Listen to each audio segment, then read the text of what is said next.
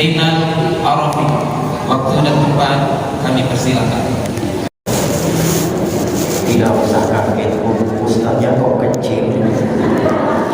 Kecilkan orangnya, isinya belum tahu. Bismillahirrahmanirrahim. Assalamualaikum warahmatullahi wabarakatuh.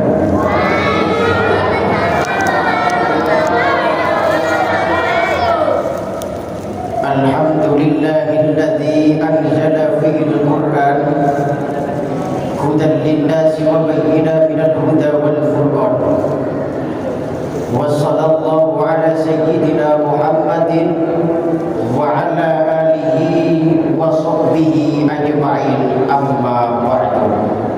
Kepada para imam Masjid Al-Munawwarah dan kepada ketua masjid Bapak Haji Imam Ferianto dan beserta ibu dan segenap jajarannya yang saya hormati, kepada para bapak, ibu, hadirin sekalian yang berbahagia.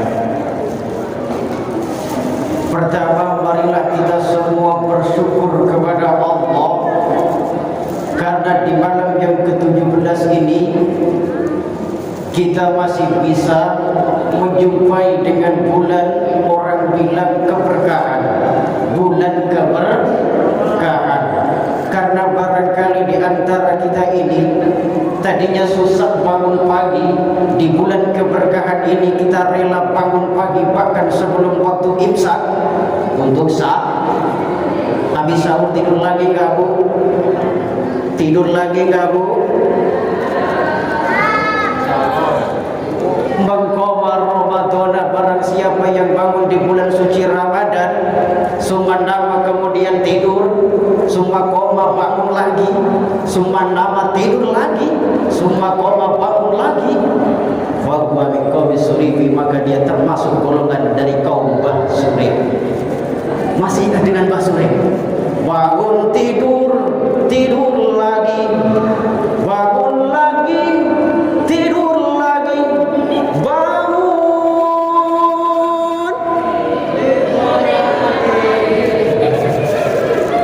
Tapi alhamdulillah ibu-ibu di sini, bapak-bapak di sini tidak ada yang termasuk dari kaum Bani Surif.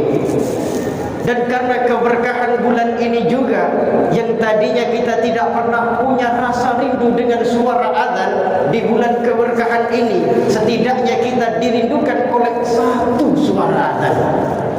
Suara azan maghrib.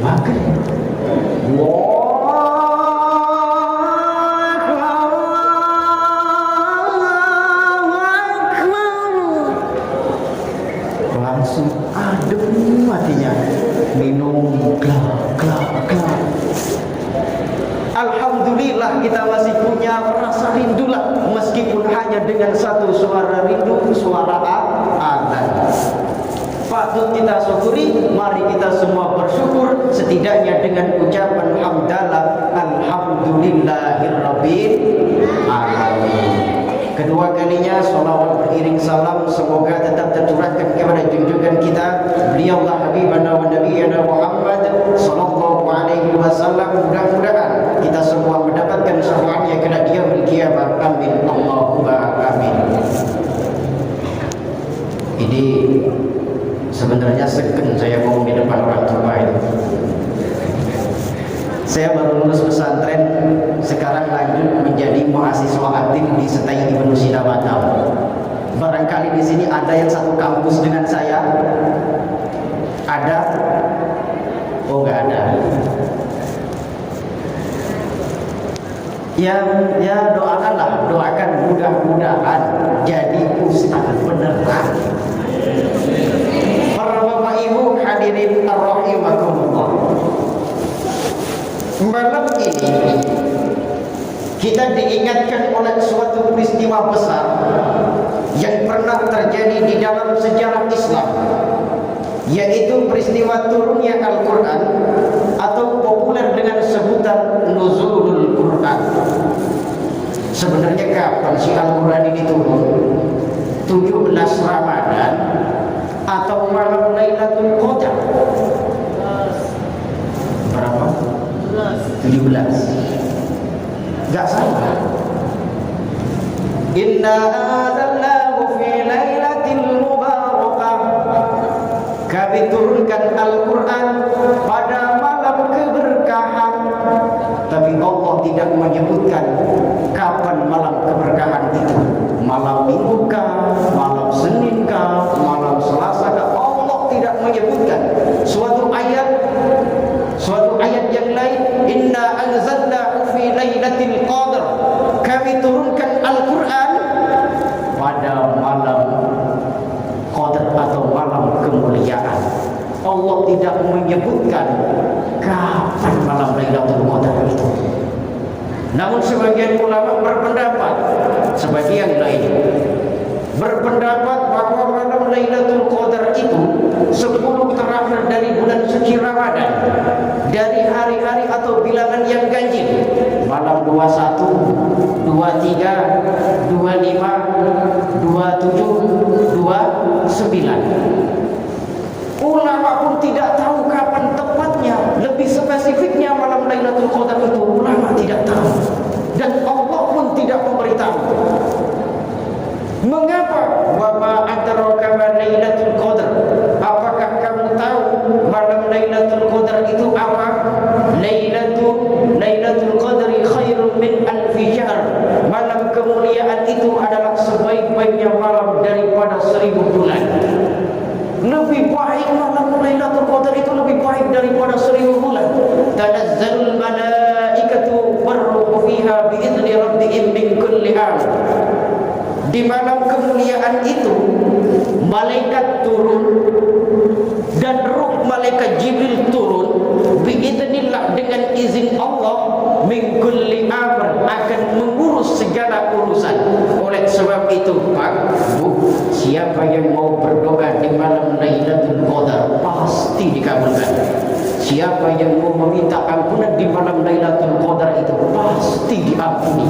Hanya saja Allah tidak memberikan tepatnya malam Lailatul Qadar itu kapan. Jadi yang benar itu 17 Ramadan atau malam Lailatul Qadar? Kalau dilihat dua ayat tadi, yang benarnya malam Lailatul Qadar. Tapi enggak tahu malam Lailatul Qadar itu kapan. 17 kah, 18 kah? Kita tidak diberitahu. Di suatu ayat lain, Syahrul Ramadan alladzi unzila fihil Qur'an. Di bulan suci Ramadan diturunkannya Al-Quran. Di dalam kitab tafsir Ibnu Katsir ada ulama yang berpendapat bahwa mulainya bulan suci Ramadan dari malam yang pertama ini sudah termasuk dimulai diturunkannya Al-Quran. Jadi kalau ada orang atau suatu masjid yang memperingati nuzul Quran itu malam pertama, berarti masjid ini mengikuti pendapat ulama di dalam tafsir Ibnu Katsir. Kemudian ada ulama yang berpendapat lagi, malam yang ketiga, malam yang kelima, malam yang ketujuh, malam yang ke-9, malam yang ke-11, 13, 15 dan 17 ini adalah pendapat dari Imam Syafi'i. Oleh sebab itu di kalender memperingati nuzulul Quran itu ditetapkan pada 17 atau malam 17 dari bulan suci Ramadan. Sebab ini adalah pendapat dari Imam Syafi'i, dan Imam Syafi'i terkenal alim dan hafalannya kuat, pokoknya luar biasa. Jadi kalau kita ditanya Lailatul Qadar tahun 17, ya kita nggak tahu. Banyak sekali pendapat-pendapat para ulama. Syahrul Ramadan alladzi unzila fihil Qur'an hudan linnas, sebagai petunjuk bagi manusia, wa bayyinatin minal huda, penjelas atas petunjuk itu, wal furqan, dan pembeda antara hak dan yang batil. Contoh kayak gini, surat Al-Baqarah ayat 200 berapa ini? Ya ayyuhalladzina amanu kutiba alaikumusiyam kama kutiba alal ladzina min qablikum la'allakum tattaqun. Ini ada suatu petunjuk atau perintah bahwa kita diwajibkan untuk berpuasa di bulan suci Ramadan sebagaimana diwajibkannya orang sebelum kita. Ini petunjuk dari Al-Quran bahwa kita wajib untuk melakukan puasa Ramadan. Kemudian wa bayyinatin minal huda, menjelas atas petunjuk itu. Untuk apa sih kita berpuasa? La'allakum tattaqun, supaya kita ini punya rasa takwa kepada Allah. Sebab Pak, Bu, di dalam diri manusia ada nafsu. Nafsu ini kalau tidak pernah dididik, tidak pernah dikasih pelajaran, nafsu ini sombong, angkuh, tidak tahu diri. Masih ingat dengan cerita ketika Allah menciptakan nafsu? Nafsu ini ditanya, nafsu, aku siapa? Kamu siapa? Aku ya aku, kamu ya kamu. Karena kesombongan nafsu, nafsu dimasukkan ke dalam api neraka selama 100 tahun. Setelah 100 tahun nafsu ini diangkat dan dihadapkan lagi kepada Allah. Nafsu, aku siapa? Kamu siapa? Aku ya aku, kamu ya kamu. Karena saking sombongnya ini nafsu, dimasukkan lagi ke dalam api neraka, tidak dikasih makan, tidak dikasih minum. Nafsu kalau udah nggak dikasih makan, nggak dikasih nggak dikasih minum, nggak diopenin, lemes desi. Akhirnya nafsu diangkat lagi dan dihadapkan lagi kepada Allah, diberi pertanyaan yang sama. Nafsu, aku siapa? Kamu siapa? Ampun Tuhan, aku adalah makhlukmu yang lemah, sedangkan engkau adalah Tuhanku, Tuhan semesta alam. Dari sinilah para bapak ibu, kita diwajibkan untuk berpuasa agar nafsu yang berada di dalam diri kita ini tahu diri. Takwa, agar kita ini bertakwa. Takwa itu kan artinya tawadhu atau merendah hati. Setinggi apapun ilmu seseorang, kalau masih mempunyai ketakwaan dalam dirinya, pasti masih punya rendah hati. Sekaya apapun seseorang, kalau masih punya rasa takwa di dalam hatinya, pasti masih tetap rendah hati. Kemudian kok menerima pemberian Tuhan, bersyukur, bahasa Jawanya nerimo ing pantun. Sampai kapanpun seseorang ini berdoa meminta kepada Allah, Allah tidak memberikan sama sekali. Kalau di dalam hatinya masih punya rasa takwa, dia tetap bersyukur dengan pemberian Tuhan. Sebab ketika kita meminta gula kepada Allah, Allah berikan garam kepada kita. Yakinlah, garam yang Allah berikan rasanya jauh lebih manis daripada gula yang kita minta. Kemudian wow, artinya menghindari segala kemaksiatan. Jadi ketika seseorang sudah mempunyai 3 komponen ini, rendah hati, bersyukur, dan menjauhi segala larangan Allah, seseorang ini sudah pantas disebut sebagai orang yang bertakwa.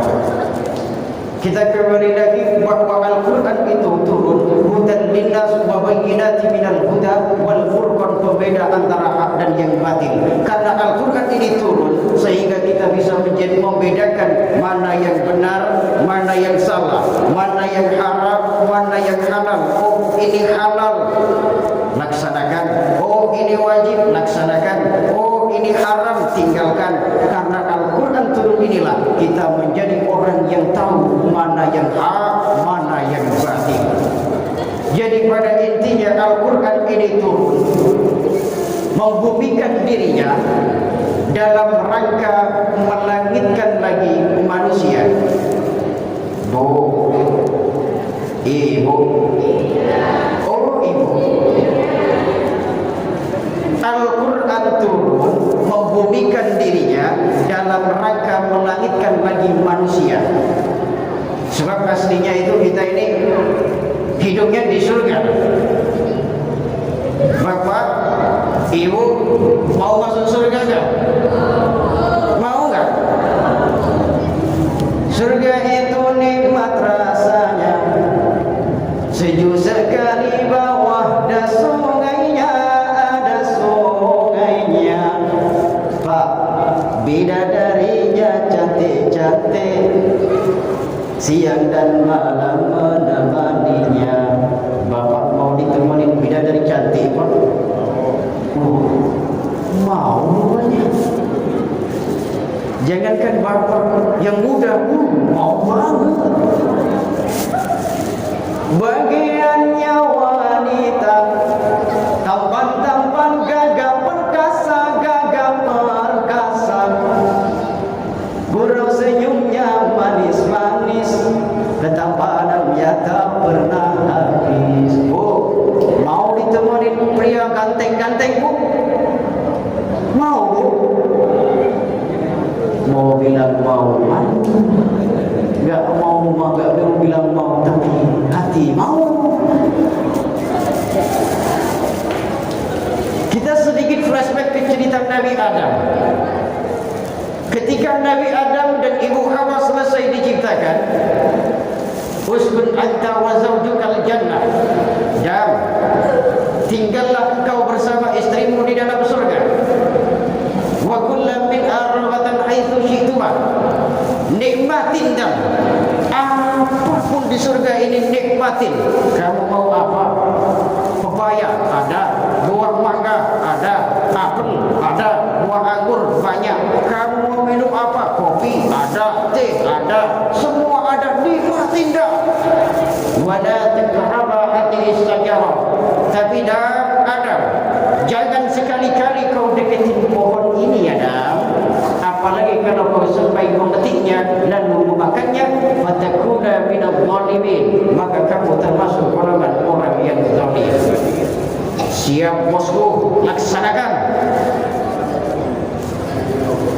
Tapi karena kebahagiaan Nabi Adam dan Ibu Hawa ini, si setan, iblis tidak terima. Akhirnya iblis ini merayu Ibu Hawa. Hawa, kamu tahu nggak kenapa Allah melarangmu untuk mendekati pohon itu? Pohon itu buahnya namanya buah khuldi.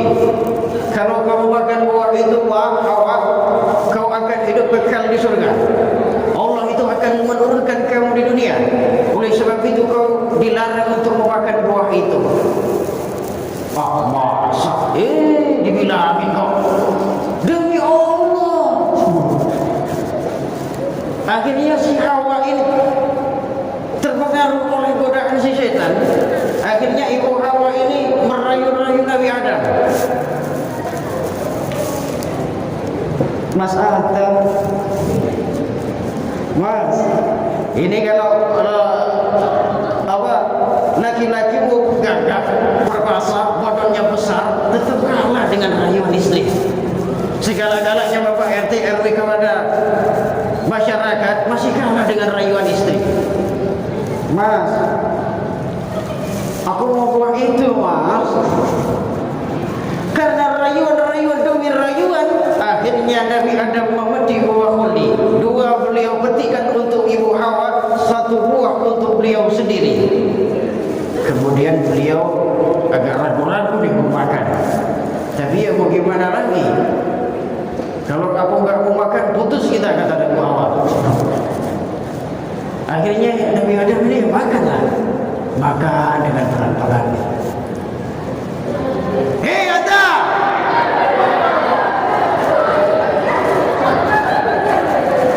hadirin kaget. Nabi Adam lebih kaget. Sampai buah khuldi yang dimakan, ini terhenti di tenggorokan. Ibu Hawa yang makan baru nyampe di dada, berhenti seketika. Oleh sebab itu sekarang nih, laki-laki punya ini dan perempuan punya itu. Ini semua gara-gara siapa? Tapi juga ada hikmahnya. Dan akhirnya Nabi Adam, hei Adam, kau telah menerjang laranganku. Turun kau di dunia, hiduplah kau di dunia, mati kau di dunia, dibangkitkan lagi juga kau di dunia. Kemudian Nabi Adam dan Ibu Hawa turun. Ya Allah Tuhan, hamba bukanlah agnis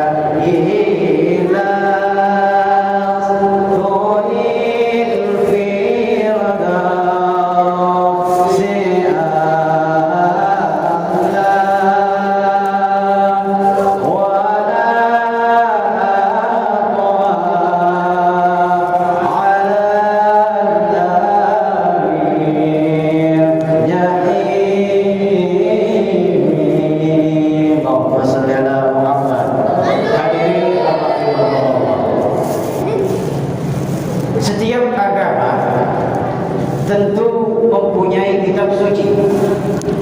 Orang Yahudi punya kitab Taurat, orang Nasrani punya kitab Injil, orang Hindu punya kitab Tripitaka, orang Buddha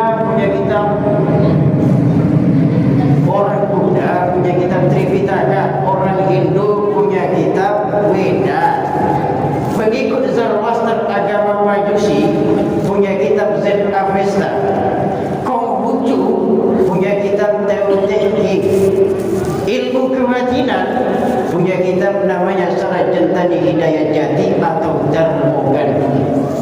Kita umat Islam diberikan oleh Allah kitab suci yang diberi nama Al-Quranul Karim. Jika demikian banyaknya kitab, seseorang masing-masing mengklaim dirinya sebagai kitab sucinya, namun perlu adanya satu batasan. Apa sih yang dinamakan kitab suci itu? Satu, kitab itu dinamakan suci kalau terhindar dari intervensi dan investasi manusiawi. Kalau kitab itu dinamakan suci kalau kitab itu tidak ada seorang pun yang mampu membuat yang seperti itu. Kalau misalkan ada orang yang mampu membuatnya yang sama persis dengan kitab itu, paling tinggi kitab ini masuk kepada kitab filsafat. Dan filsafat itu bukanlah kitab suci. Dan sampai sekarang ini, kitab manakah yang paling suci, kitab manakah yang suci? Sejarah menyatakan bahwa hanya Al-Quranul Karim. Barangkali belum ada yang coba membuat. Sudah sejak dari abad zaman dulu ketika Al-Quran turun, Al-Quran sudah menantang. Wa in kuntum fi raibin mimma nazzalna ala abdina fa'tu bi suratin min misli wa ta'u syuhada'akum min dunillahi in kuntum shadiqin. Jika engkau masih ada keraguan tentang kitab yang aku turunkan kepada hamba-Ku Nabi Muhammad, kalau kau kira kitab ini buatan Nabi Muhammad, fa'tu bi suratin min mithli, maka buatlah satu surah saja yang semisal Al-Quran. Kalau kau sendiri tidak bisa membuatnya, fa'tu bi suratin min mithli wa da'u syuhada'akum min dunillah. Ajaklah kawanmu, ajaklah gurumu, siapapun ajak untuk membuat sama-sama kitab yang semisal Al-Quran ini. In kuntum shadiqin, kalau kau benar-benar mengklaim dirimu sebagai orang yang paling benar. Kemudian ada Musailamah Al-Kadzab ini coba-coba buat surah yang semisal Al-Quran. Al-Fil, wa mal-fil, wa ma adraka mal-fil, wala hurtumum tawil, wala huzain. Gajah, wa mal-fil, apa itu gajah? Wa ma adraka mal-fil, apakah itu gajah? Wala hurtumum tawil, ia mempunyai belalai, wala huzain, dan mempunyai ekor yang panjang. Kalimatnya sudah berbentuk syair, tapi isinya jauh panggang dari api. Karena enggak perlu gitu turun sebuah ayat, turun sebuah surat menjelaskan bahwa gajah punya belalai, punya ekor panjang. Tidak perlu turun ayat yang demikian, orang pun juga udah tahu gitu. Kalau gajah yang punya belalai, gajah punya ekor panjang, udah tahu. Enggak perlu turun ayat atau surat demikian. Makanya tidak ada seorang pun yang mampu membuat yang semisal Al-Quran.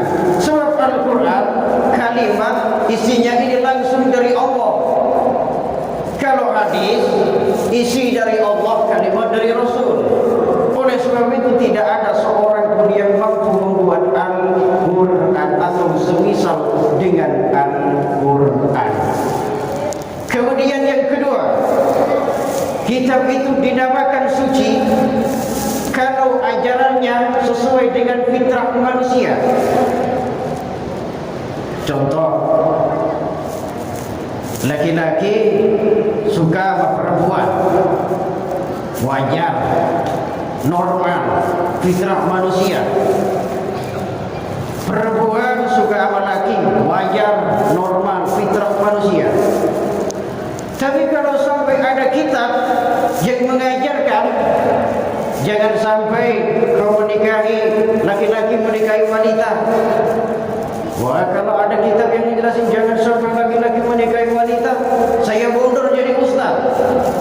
Buat apa Allah ciptakan alat kalau tidak dipergunakan? Ya kan?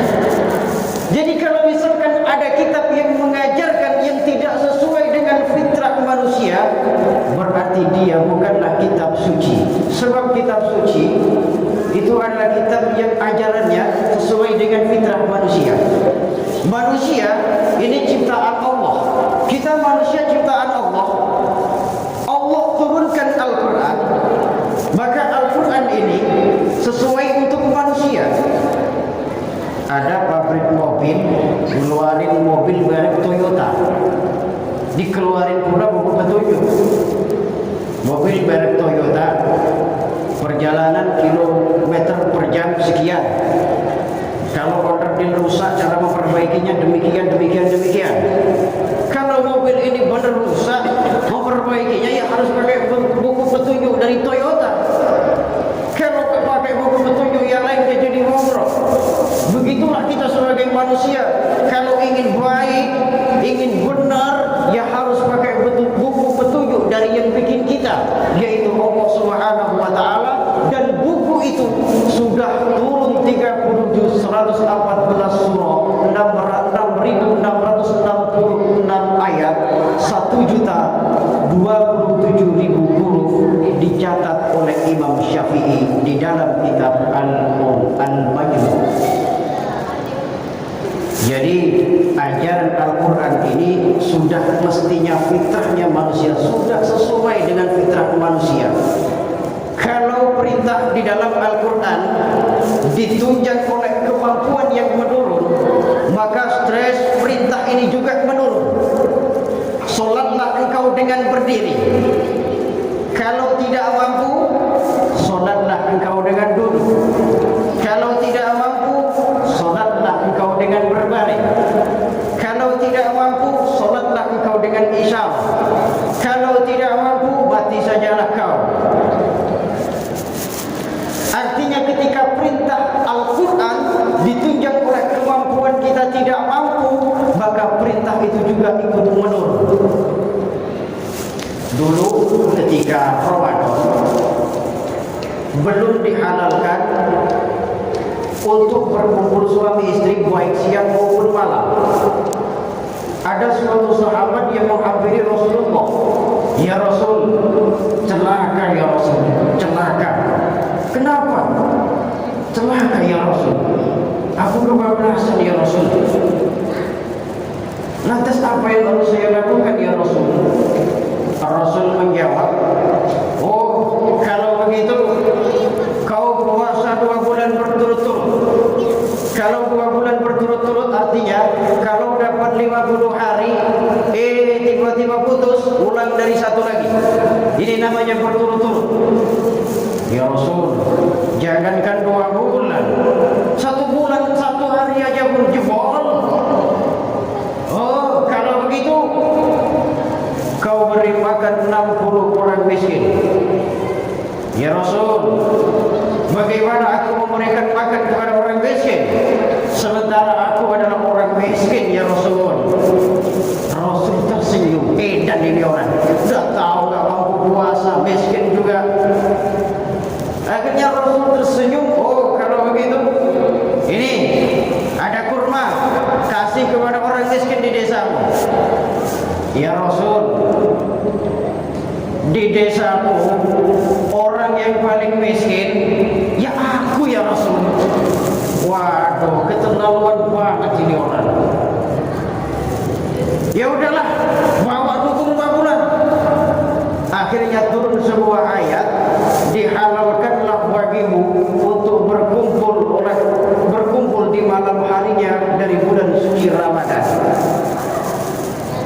artinya ajaran Al-Quran sesuai dengan fitrah manusia. Kalau ditunjang dengan kemampuan kita yang tidak mampu, maka perintah itu juga ikut menurun. Ya, intinya memadai dengan kemampuan kita.